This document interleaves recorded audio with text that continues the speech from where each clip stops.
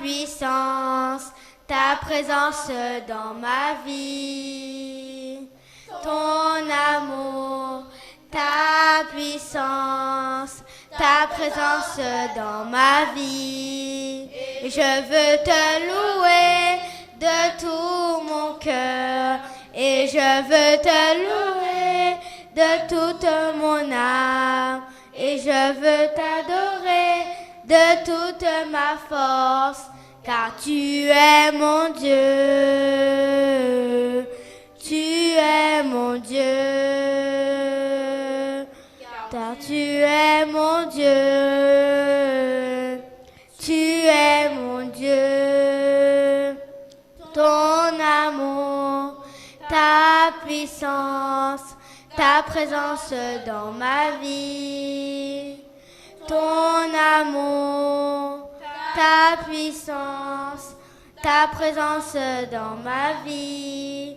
Je veux t'adorer de tout mon cœur et je veux t'adorer de toute mon âme et je veux t'adorer de toute ma force car tu es mon Dieu,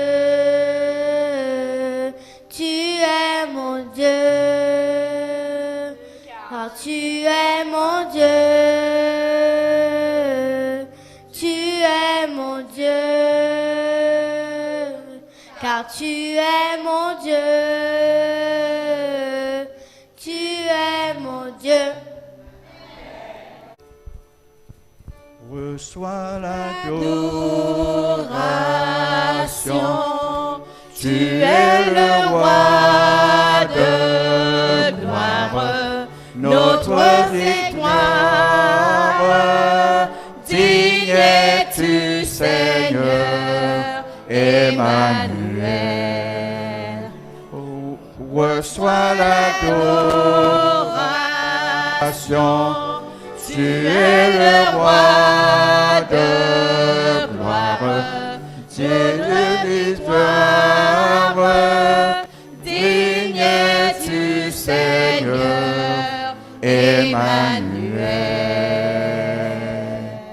De cette foi que ton cœur a montré, je veux puiser mon secours sur le chemin que ta vie a tracé. Je marcherai chaque jour. Garde mes yeux des attraits de ce monde. Garde-moi près de ta croix, et ce lieu saint où mon âme est féconde, d'humilité et de joie. Reçois l'adoration, tu es le roi de gloire, Dieu de victoire. Digne es-tu, Seigneur, Emmanuel. Reçois l'adoration, tu es le roi de gloire, notre victoire. Digne es-tu, Seigneur, Emmanuel. Dieu de lumière élevé dans les cieux, rempli de grâce et de paix, environné de louanges et de feu, gardien de l'éternité. Pour quitter ce palais de bonheur, pour un sentier de misère, par quel amour les chemins de ton cœur ont su trouver nos prières. Reçois l'adoration, tu es le roi de gloire, notre victoire. Digne es-tu, Seigneur, Emmanuel. Emmanuel.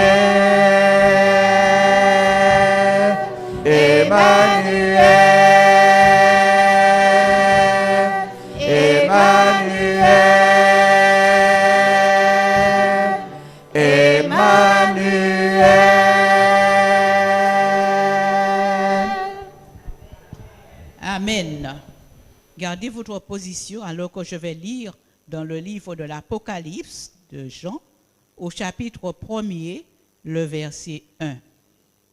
Révélation de Jésus-Christ que Dieu lui a donnée pour montrer à ses serviteurs les choses qui doivent arriver bientôt et qu'il a fait connaître par l'envoi de son ange à son serviteur Jean. Que l'Éternel bénisse l'influence de ses paroles dans nos cœurs.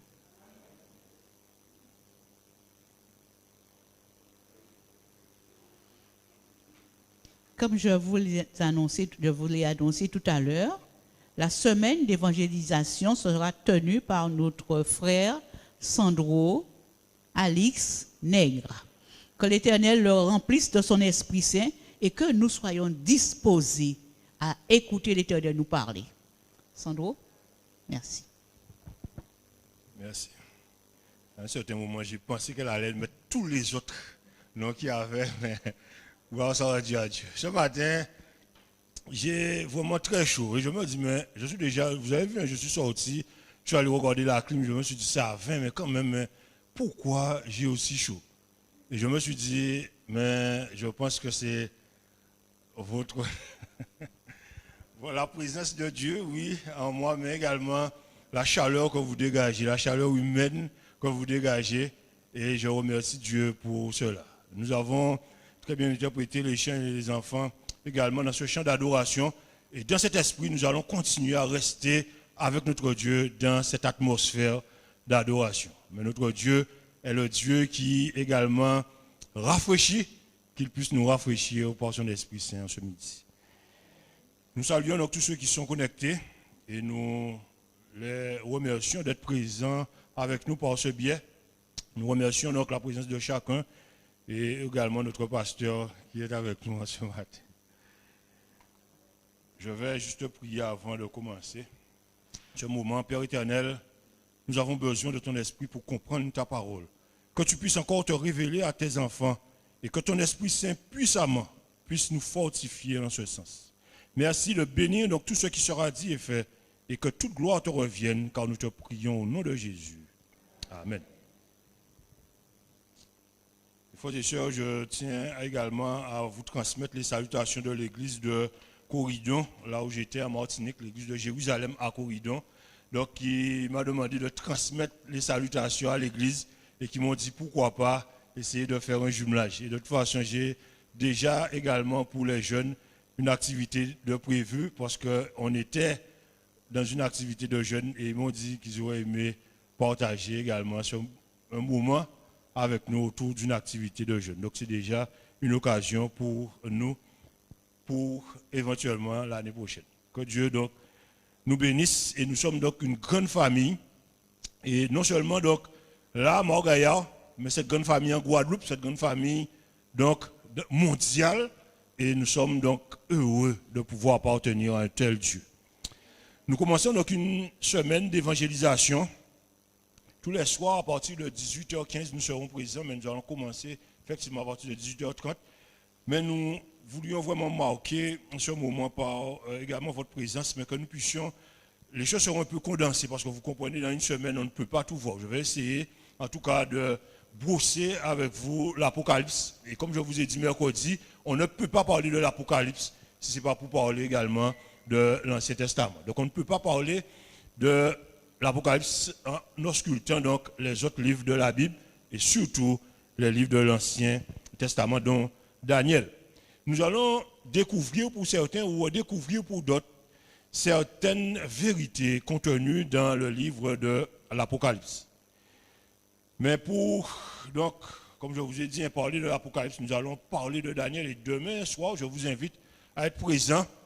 Alors nous allons parler de l'élément important de la statue de Daniel. Et là, nous allons encore revenir également dans l'Apocalypse pour voir donc les points que Dieu veut pour nous. Pourquoi? Mais également, nous allons prier. Et chaque soir, à l'entrée, vous allez recevoir un feuillet et vous pourrez inscrire vos prières. À partir de demain soir, donc la boîte, il y aura une boîte déposée là dans le coin. J'avais dit qu'on allait mettre des sous-feuilles, mais l'accès est un peu difficile. et ça aurait été un peu plus compliqué de pouvoir donc, gérer cet aspect. Donc on va utiliser une boîte. Il y aura une boîte et à un certain moment, lorsque nous allons chanter, je pense que c'est le 185, le refrain du 185, nous allons donc nous approcher, tous ceux qui veulent, compris, vont déposer leur prière dans la boîte à ce moment-là, et il y a quelqu'un qui fera donc la prière d'intercession donc pour vos prières. Donc c'est une occasion également pour nous de voir ce que notre Dieu il est vraiment capable, parce que notre Dieu est le Dieu tout-puissant.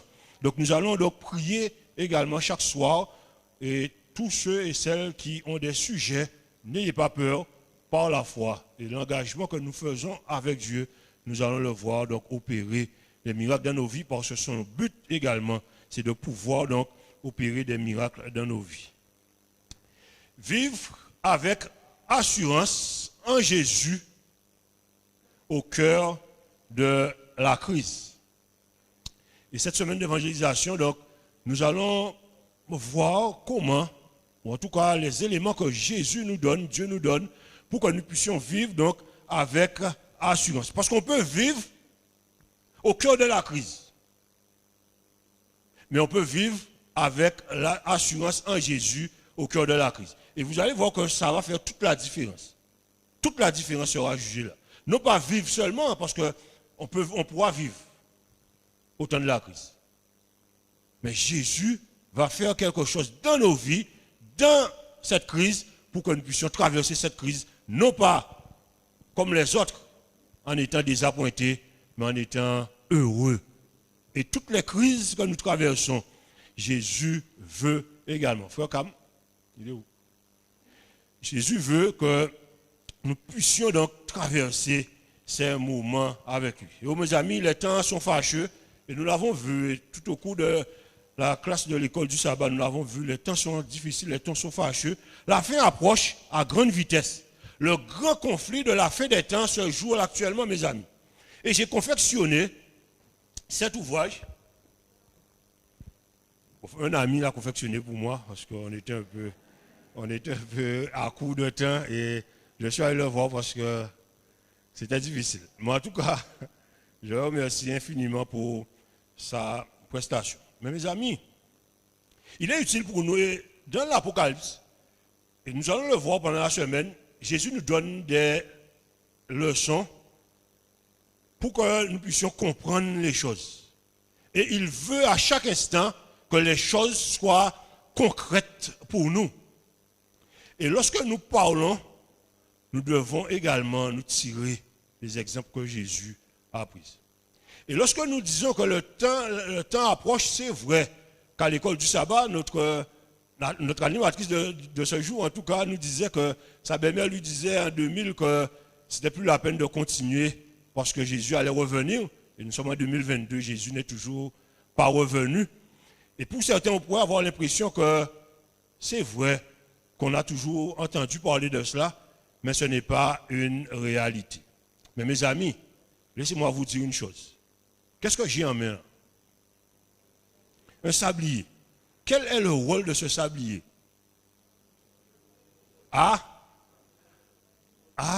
marquer donc le temps, effectivement. Et lorsque Jésus nous dit que les temps, qu'il est proche, que les temps arrivent à leur fin, mes amis, c'est ce que nous allons voir là ce matin. Et on va commencer avec ça. Et vous allez voir, qu'est-ce qui se passe? Le sable descend et le sable va descendre. J'espère que je vais terminer avant qu'il ne soit fini, parce que normalement, il est programmé pour 60 minutes. 1 heure. Ok. Je peux dépasser ça? Non, quand même pas. Mes amis, alors que nous sommes là affairés, nous sommes là en train de louer notre Dieu, il y a d'autres peut-être qui sont en train de vaquer à toutes sortes d'occupations. Il y a une chose qui est sûre, c'est que le temps, il ne nous appartient pas et le temps ne nous attend pas, le temps défile. Donc nous pouvons faire tout ce que nous voulons, mais nous n'allons pas jouer sur le temps, le défilement en tout cas du temps. Vous pouvez prendre tout le temps que vous voulez, mais le temps va continuer à défiler. Luc chapitre 21, versets 25 et 26, Jean-Pierre. Jésus nous dit dans sa parole, il y aura des signes dans le soleil, dans la lune et dans les étoiles. Et sur la terre, il y aura de l'angoisse chez les nations qui ne sauront que faire au bruit de la mer et des flots. Verset 26. Les hommes rendant l'âme de terreur dans l'attente de ce qui surviendra pour la terre, car les puissances des cieux seront ébranlées. Qu'est-ce que la Bible nous dit, mes amis? Il y aura quoi? Des signes dans le soleil, dans la lune. Ça, c'est loin.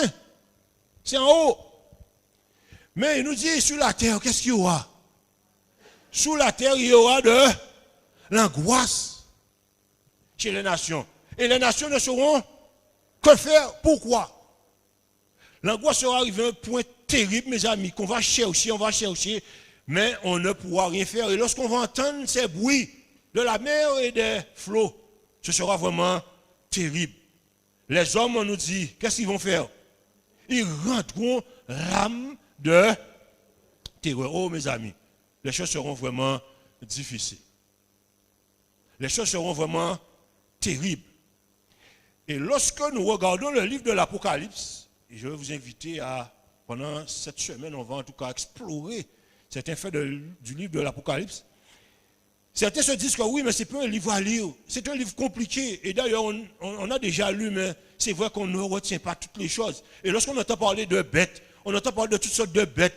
Et on se dit qu'il y a des bêtes à 10 têtes. Hein, les enfants, vous regardez ces dessins animés là, ça, des bêtes de 10 têtes. Et il y a même des têtes à 11 têtes.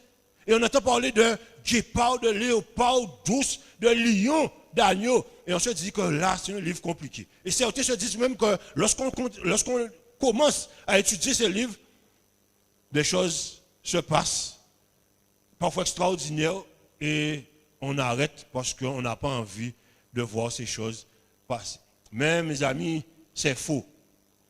Et l'ennemi de Dieu prend un plaisir à nous faire rester dans certaines vicissitudes de la vie, dans certains plans, pour que nous puissions passer à côté de l'enseignement de Dieu et de Jésus. Mais en passant à côté, en passant du temps à faire toutes sortes de choses, le temps continue à défiler. Son objectif est clair. Plus le temps va continuer à défiler, qu'est-ce qui va se passer à un moment? Qu'est-ce qui va se passer? Lorsque tout le temps sera effilé, qu'est-ce qui va se passer? Il n'y aura plus de sable et il n'y aura plus de temps. Et là, c'est malheur à ceux qui n'auront pas fait attention. Quelle attitude donc devrions-nous avoir? Car dans l'Apocalypse, nous allons trouver un tas de conseils pour notre préparation pour la fin des temps. Et nous avons besoin justement de comprendre cela. Et c'est pour cela que l'Esprit de Dieu doit habiter ses enfants pour que nous puissions comprendre, mes amis, ce qui se passe et comprendre également ce que Dieu attend de ses enfants. Vivre avec assurance au cœur, en Jésus, au cœur de la crise. Aujourd'hui, on entend toutes sortes de discours. Et là, aujourd'hui, ceux qui marquent toutes les nations, tous les gouvernements, c'est sur le débat climatique. Et vous allez voir que tous les sommets, toutes les attentions sont dirigées sur l'effet climatique. Et on nous demande de faire des plans à tous les niveaux pour pouvoir donc gérer ce phénomène climatique. Et tous les gouvernements, vous pouvez aller dans tous les conseils que vous voulez, en France, aux États-Unis, en Europe, partout, tous les points, il y a le dérèglement climatique et que faire face au changement climatique. Donc, pour l'homme, la solution, c'est sur le dérèglement climatique. Mais la Bible nous a dit tout à l'heure qu'il y aura des signes dans le soleil, dans la lune, et les choses seront terribles. Et les choses seront vraiment terribles. Mais, qu'en est-il du problème du péché? Et là, c'est un silence sur cela. Les crises que nous subissons maintenant, tant au niveau sociétal, tant au niveau familial, tant au niveau sociale, parfois physique même, et même ecclésiale, toutes ces crises sont des occasions que Dieu nous donne pour notre préparation. Et Dieu utilise également ces choses pour pouvoir nous préparer pour cette grande crise qui arrive, mes amis. La peur ne doit pas caractériser les enfants de Dieu. Mais les enfants de Dieu doivent avoir donc la sérénité, une confiance, une paix, parce que sa foi est affermie sur le Dieu du ciel. Adorons ce Dieu comme les enfants l'ont chanté tout à l'heure et dans notre chantème, car tu es digne de recevoir notre adoration. Reçois donc notre adoration. Et nous allons comprendre que la préparation que Dieu nous demande pendant cette période est importante, parce que soit nous serons ébranlés, ou soit nous serons debout comme le roc, et nous aurons donc la sérénité, la confiance en Dieu. Les choses sont déjà difficiles, mais les choses seront terribles, mes amis.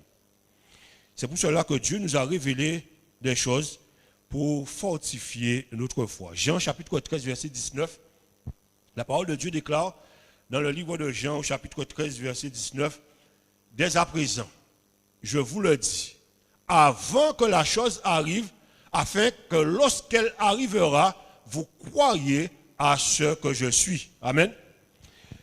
Le texte nous dit donc que je vous ai annoncé, je vous ai dit ces choses avant qu'elles n'arrivent. Et quand je fais ça, c'est pour faire quoi? C'est pour que vous puissiez croire à quoi? À qui je suis. Oh mes amis, tout comme nous l'avons vu mercredi, l'important pour nous, c'est à savoir qui est Dieu. Qui est le Christ pour toi? Et mon ami, je voudrais juste te faire une parenthèse en ce midi. Si jamais tu n'as pas encore fait une alliance avec ton Dieu, le moment, mes amis, c'est maintenant pour cela. Alors que le temps défile et que le terme de ce monde va arriver à sa fin, Dieu t'appelle à faire un engagement avec lui. Peut-être que tu vis une crise particulière aujourd'hui. Peut-être que tu es tourmenté dans ta famille. Peut-être que tu te dis que tu n'as plus le temps, tu n'as plus envie de continuer. Peut-être que tu te dis, oui, mais tous ceux qui sont à côté t'ont déjà abandonné.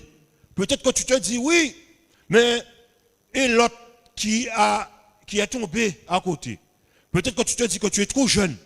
Peut-être que tu te dis que tu as encore le temps. Mais mon ami, si tu n'as pas encore pris cette décision de pouvoir te donner à Jésus pleinement, mon ami, réfléchis vite avant que le sablier ne soit terminé. Pas celui-ci, mais au moins le sablier de l'Éternel.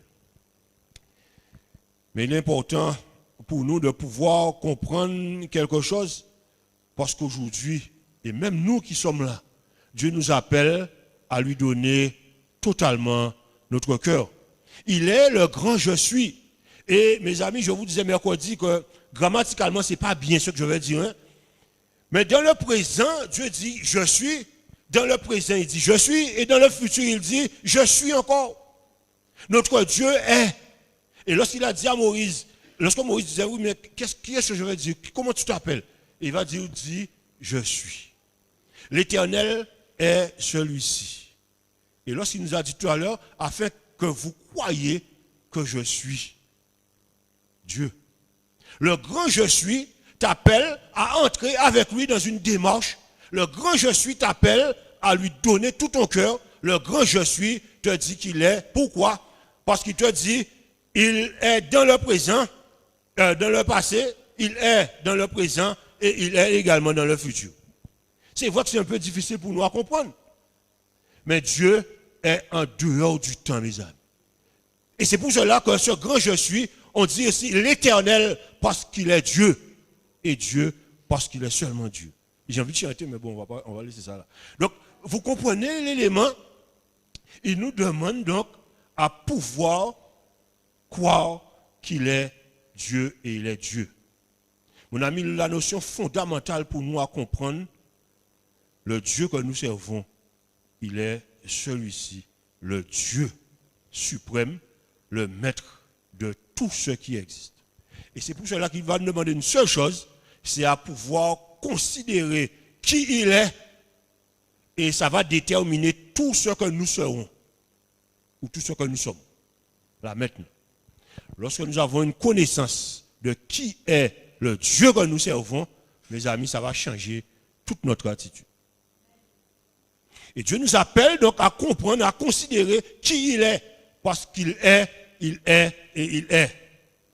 Vous imaginez, la Coupe du Monde va se dérouler demain, ça commence, le premier match commence de la Coupe du Monde. Je sais que maintenant les femmes s'intéressent beaucoup au foot.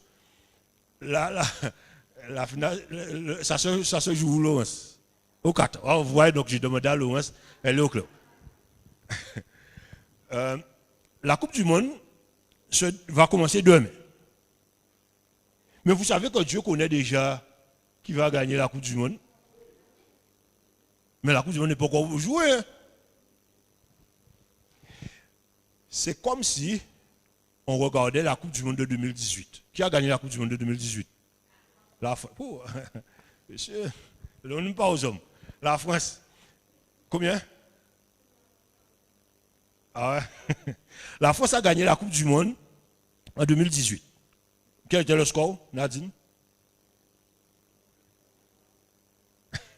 Je demande à Frère comme de l'aider. 4-2. Ok. La France a gagné 4-2. Si vous allez regarder maintenant le match de la Coupe du Monde 2018, comment vous serez au début du match? Vous serez en train de vous demander qui a gagné? Non, vous n'allez pas vous demander qui a gagné. Pourquoi? Parce que vous savez déjà. Donc, et vous n'allez pas chercher à savoir peut-être qui a marqué parce que vous avez déjà vu le match et vous savez à peu près. Donc, quand vous regardez le match, ceux qui sont en tout cas pour la France sont contents parce qu'ils savent déjà le résultat. Et ils sont heureux parce qu'ils savent que, ceux qui sont pour la France, hein, que la France a gagné. Mes amis, pour la Coupe du Monde de 2023, on va regarder tous les matchs et on va regarder la finale pour se dire qui va gagner. Et ceux qui seront pour, je ne vais pas dire les noms, seront pour d'autres noms. En tout cas, quand on va arriver pour la finale, chacun va se dire, mais attends, qu'est-ce qui va se passer?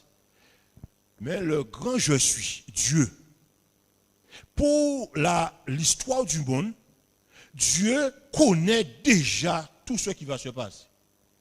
Et c'est pour ça qu'il nous dit qu'il est le je suis, parce qu'il connaît même ce qui se passe dans le futur. Il est dans le présent. Le passé, c'est facile de le connaître, parce qu'on l'a déjà vu. Le présent, on ne le connaît pas, parce que là, je ne sais pas tout à l'heure qu'est-ce qu'on va faire tout à l'heure. Mais en tout cas, là, je vous parle, et je suis conscient de pouvoir vous parler de la part du Seigneur. Ok? Là, nous sommes dans le présent. Mais ce qui concerne tout à l'heure, quand je vais terminer, là, je n'ai aucune notion de cela. Mais Dieu te dit, dans le présent, il était là. Présent, il est là. Le passé, dans le présent, il est là encore. Mais dans le futur, il nous dit, il est là encore. Donc, c'est ce Dieu que tu sers, mon ami. Ce n'est pas n'importe qui. Et il va t'appeler donc à comprendre cet élément. Pourquoi? Parce qu'il veut que tu vives avec assurance au cœur de la crise. La crise est là, mais la crise ne va pas l'effrayer parce qu'il ne sera pas pris au dépourvu, parce qu'il connaît déjà. Donc quand il te demande de rentrer dans une attitude pour que tu puisses traverser la crise, c'est parce que lui-même sait qu'il va t'accompagner également et que traverser cette crise, tu vas la traverser avec assurance. Tu vas la traverser dans la sérénité. Tu vas la traverser dans la confiance. Tu vas la traverser dans la paix, car ton Dieu est le grand je suis. Oh mon ami, alors que l'Esprit nous parle dans cet instant, qu'est-ce qui peut te retenir? Qu'est-ce qui peut t'empêcher d'avancer avec ce Dieu, ce grand Dieu? Il t'a déjà montré tout ce qu'il a te montré. Mais là, ce matin, nous allons prendre donc le livre de l'Apocalypse, au chapitre 1er, verset 1er. Vas-y. Et mon ami, je vais vous montrer quelque chose. Le livre de l'Apocalypse, il y a 22 chapitres. Ce matin, notre sœur a lu le premier verset du chapitre 1er. J'ai pris 3 versets du chapitre 1er. Apocalypse 1er, verset 1 à 3. Et j'ai pris le dernier chapitre, le 22, et les versets 6 et 7. Et on va voir les éléments. Le chapitre 1er, versets 1 à 3, nous dit, révélation de Jésus-Christ que Dieu lui a donné pour montrer à ses serviteurs les choses qui doivent arriver bientôt et qu'il a fait connaître par l'envoi de son ange à son serviteur Jean, lequel a attesté la parole de Dieu et le témoignage de Jésus-Christ. Tout ce qu'il a vu. Heureux celui qui, avec moi, heureux celui qui lit et ceux qui entendent les paroles de la prophétie et qui gardent les choses qui y sont écrites, car le temps est proche. Ces 3 versets, c'est ce que ça nous dit. J'ai pris 2 versets dans Apocalypse chapitre 22, versets 6 et 7. Il me dit, ces paroles sont certaines et véritables, et le Seigneur, le Dieu des esprits des prophètes, a envoyé son ange pour montrer à ses serviteurs les choses qui doivent arriver bientôt. Et voici, je viens bientôt. Heureux celui qui garde les paroles de la prophétie de ce livre. Mon ami, qu'est-ce que je voulais te montrer? Dans les 2 sections, nous avons un livre, 22 chapitres. Le premier chapitre, généralement, lorsqu'on a un livre, on a ce qu'on appelle le début, l'introduction, l'épilogue, et on a donc le prologue. Mais qu'est-ce qu'on voit? Dans l'épilogue et dans le prologue, nous voyons des similitudes. Qu'est-ce qu'on voit? Reviens avec mon texte, s'il te plaît. Merci. Qu'est-ce qu'on voit? Révélation de Jésus-Christ. Donc vous voyez, le livre de l'Apocalypse n'est pas un livre pour nous effrayer, ce n'est pas un livre pour nous faire peur, parce que c'est un livre, et il commence comme cela, révélation. C'est un livre de révélation, c'est un livre où Jésus-Christ, le personnage principal, va donc nous montrer qui il est. Et il nous dit donc que Dieu lui a donné pour montrer à ses serviteurs les choses qui doivent arriver bientôt. Donc c'est un livre, non pas pour nous effrayer, mais c'est un livre pour qui apporte quoi? Oui, qui apporte l'espérance. C'est un livre d'espérance, mon ami. Parce que ce livre te montre les choses qui doivent arriver bientôt. Donc en premier lieu, c'est un livre de révélation, mais c'est un livre également d'espérance. Et aujourd'hui, mon ami, combien n'avons-nous pas besoin d'espérance?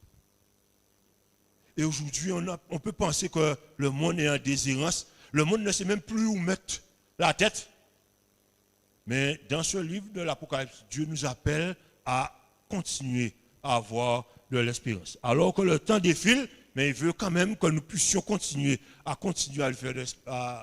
lui faire confiance et continuer à vivre dans l'espérance. Il nous dit donc les choses qui doivent arriver bientôt. Et à la fin, il y a ce qu'on appelle dans les béatitudes, en tout cas, heureux de Matthieu. Heureux celui qui...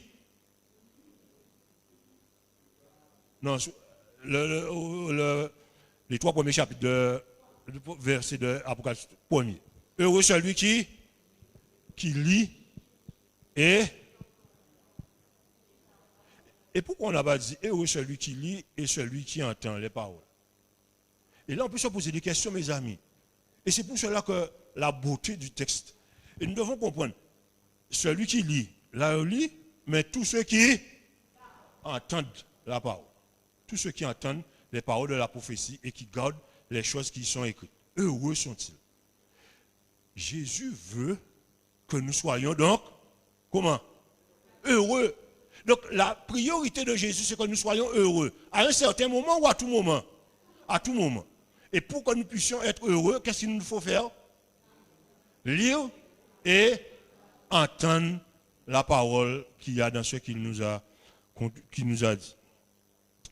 Et il y a une donc bénédiction qui est assortie à ceux qui lisent et ceux qui entendent. C'est simple, hein? C'est clair.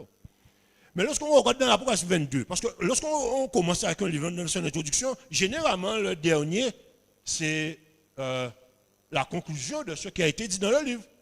Mais là, on voit dans la conclusion, là, 22, il me dit ces paroles sont certaines et véritables, Et le Seigneur, le Dieu des esprits des prophètes, a envoyé son ange pour montrer à ses serviteurs les choses qui doivent arriver bientôt. Donc on revient avec ce qu'on a vu au début.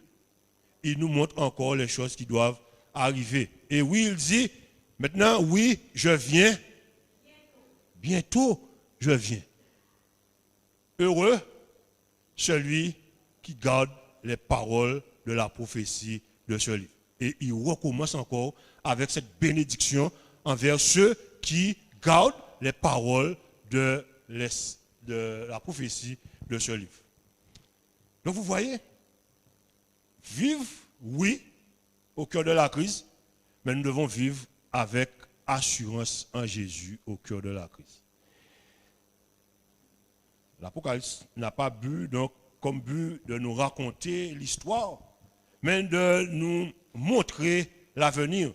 C'est un livre à lire car c'est une révélation de Jésus, un livre d'espérance. Et dans la semaine, nous allons parler demain de la statue de Daniel, mais nous allons parler des 7 églises, nous allons parler des 7 sceaux, nous allons parler des 7 coupes, nous allons parler... Et là on se dit, mais où est-ce que Dieu veut nous montrer, veut nous mener? Mais mes amis, Dieu a un but bien précis pour ses enfants. Quel état d'esprit doit caractériser les enfants de Dieu avant l'établissement de son royaume? Dieu est le maître de notre vie. Mon ami, si tu n'es pas convaincu, si Dieu n'est pas le maître de ta vie là aujourd'hui, que tu puisses, là où tu es, demander à Dieu pardon et que tu puisses faire en sorte que Dieu soit le maître de ta vie. C'est important pour nous à comprendre ce matin avant de rentrer dans l'étude même plus profonde des choses, comprendre cette réalité pour que nous puissions venir vraiment devant ce Dieu avec ce. Et là, nous allons voir donc la beauté de l'Apocalypse dans son schéma. Et comme je vous ai dit, hein, nous allons monter. Et lorsqu'on regarde les chapitres, je vais vous les donner chaque soir, les chapitres que nous allons voir pour le lendemain. Là, demain, je vous ai dit de lire le chapitre 2 de Daniel. C'est ce qu'on va lire, c'est ce qu'on va voir demain. Le chapitre 2 du livre de Daniel. Mais nous allons voir, mes amis, que Dieu va commencer avec nous quelque part. Il va monter tout au cours du livre, hein, de l'Apocalypse. Il va monter. Il y aura un pic, un sommet, un moment. Mais non pas que ça va descendre pour aller vers la conclusion, mais nous allons voir qu'il y aura cette courbe qui va nous emmener justement à passer de l'autre côté, dans le royaume de Dieu. Et là, nous allons voir vraiment un élément important. Pourquoi le pic, notre fidélité sera testée au niveau de ce pic. Pour montrer justement que nous sommes heureux d'avoir lu, mais d'avoir également écouté la parole de ce livre. Et pendant la semaine, nous allons monter jusqu'à ce pic. Et lorsque nous arrivons là, mes amis, Dieu nous montre vraiment que là, nous sommes armés, nous sommes prêts également pour affronter tout ce qu'il y a au cœur de cette crise.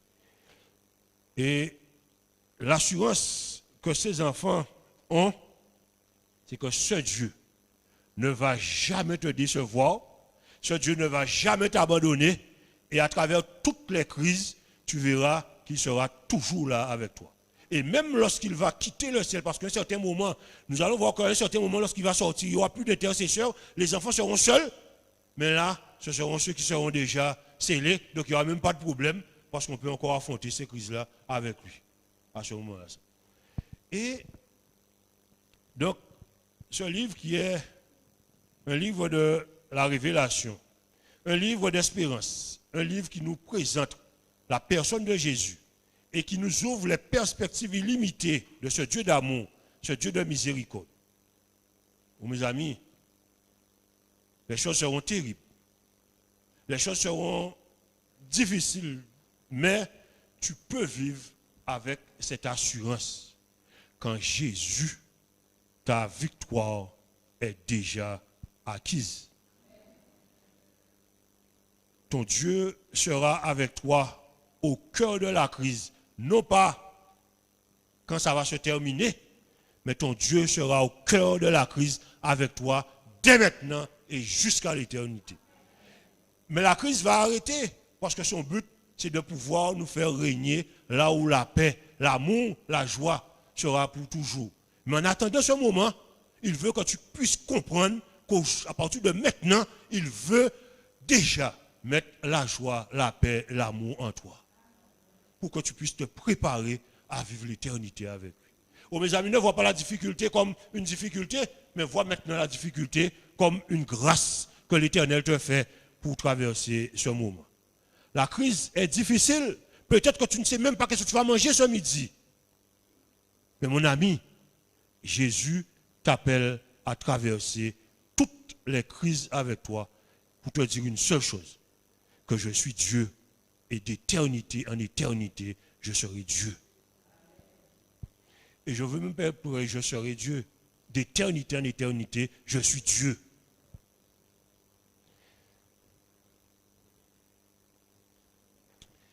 Le seul objectif de Dieu, c'est que nous puissions vivre donc l'éternité avec lui.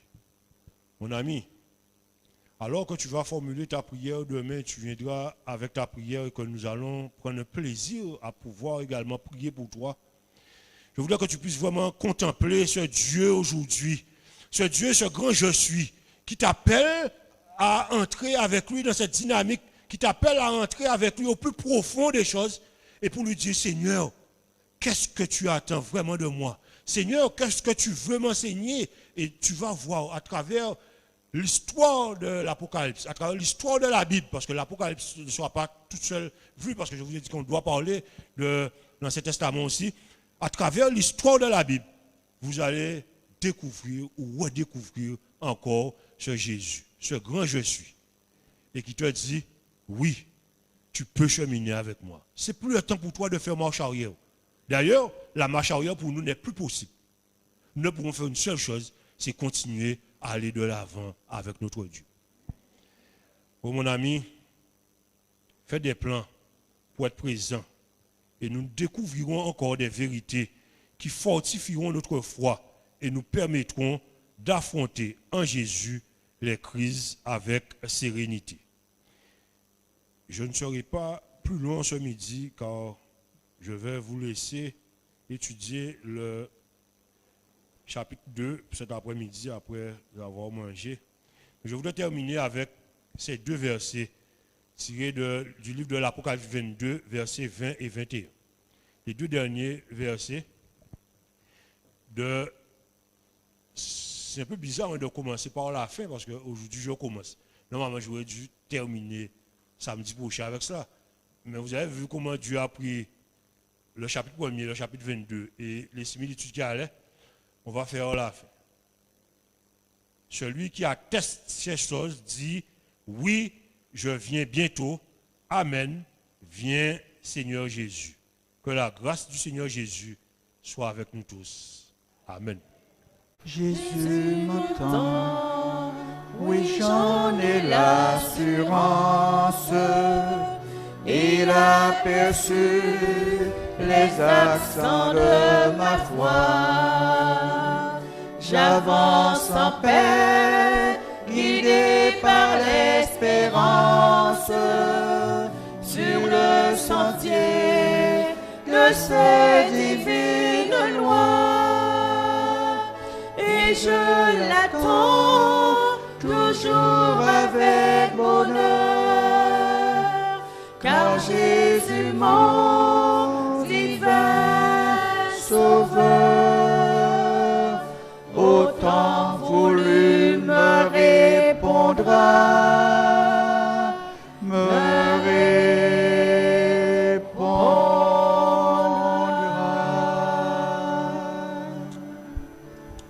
Avec nous à tête pour la bénédiction. Au Père éternel, nous te remercions infiniment pour le fait que tu aies rendu possible ce moment.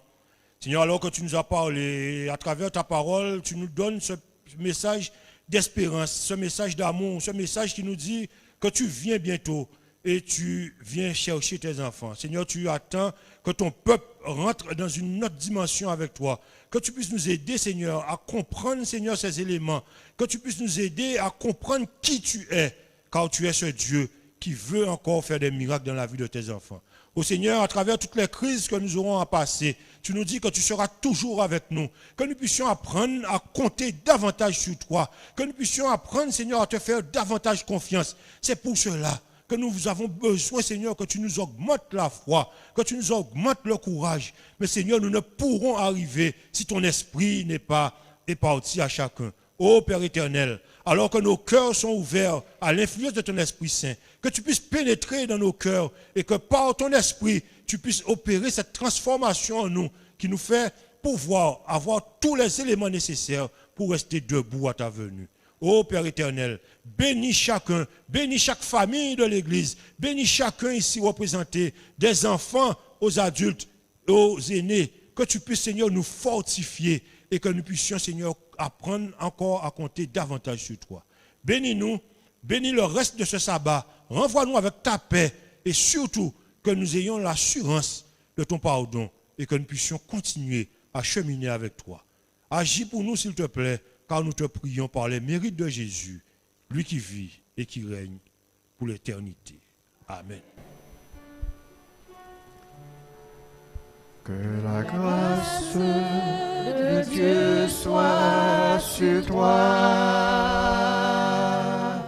pour t'aider à marcher dans ses voies. Reçois tout son pardon et sa bénédiction. Va en paix dans la joie, dans l'amour. Que le Maître te garde toujours dans l'attente de son grand retour. Mets ta main dans sa main tout le long du chemin. Va en paix dans la joie, dans l'amour. Mets ta main dans sa main tout le long du chemin. Va en paix dans la joie, dans la